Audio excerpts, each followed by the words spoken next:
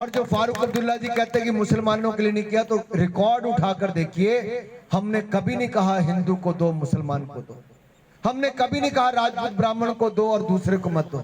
हमने तो सबका साथ सबका विकास, इसी मूल मंत्र के साथ नरेंद्र मोदी जी ने पूरे समाज और देश को आगे बढ़ाने का काम किया है। इन्होंने देश को बांटने का काम किया कांग्रेस ने, केवल कुछ समाज तक अपने आप को सीमित रखा।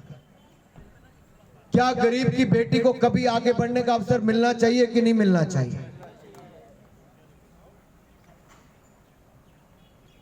तो मैं आपसे निवेदन करने आया हूं, अगर आपको लगता है कि गरीब की बेटी सेवा कर सकती है, आप उसकी गरीबी पर मत जाना, उसके साफ दिल पर जाना, उसकी भावनाओं पर जाना। मेरी बहन नीलम ने जो अपने आप को समर्पित किया है आपके लिए, आप नीलम जी को दिल खोलकर वोट देना। मैं मोदी सरकार का खजाना मंत्री कहता हूं, हम खजाने के द्वार आपके क्षेत्र के लिए खोल देंगे। अगर मोदी जी ने मुझे दिल्ली से खजाने की चाबी दी है, तो आपके यहां पर नगरी के खजाने की चाबी मैं अपनी बहन नीलम जी के हाथ में सौंप कर जा रहा हूं। आप कमल पर जितनी मोहर लगाओगे, तो कमल पर बैठकर कौन आती है? मां लक्ष्मी आती है। लक्ष्मी की कोई कमी हम इस क्षेत्र में नहीं रहने देंगे।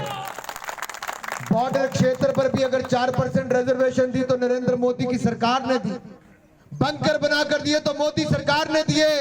अरे फारूक अब्दुल्ला, महबूबा मुफ्ती अपने आलीशान कोठियां बनाती रही, हमने गरीब को मकान और बॉर्डर पर बंकर बनाने का काम किया तो नरेंद्र मोदी की सरकार ने किया। मेरे भाई और बहन, और तो और ये पानी ईश्वर बरसाता है, नदी में चला जाता है, फिर समुद्र में मिल जाता है, लेकिन गरीब के घर तक स्वच्छ पानी नहीं आता है 70 सालों के बाद भी। मोदी जी ने कहा है अगले 4 साल के अंदर देश के हर गरीब के घर नल और नल से स्वच्छ जल देने का काम मोदी सरकार करने वाली है।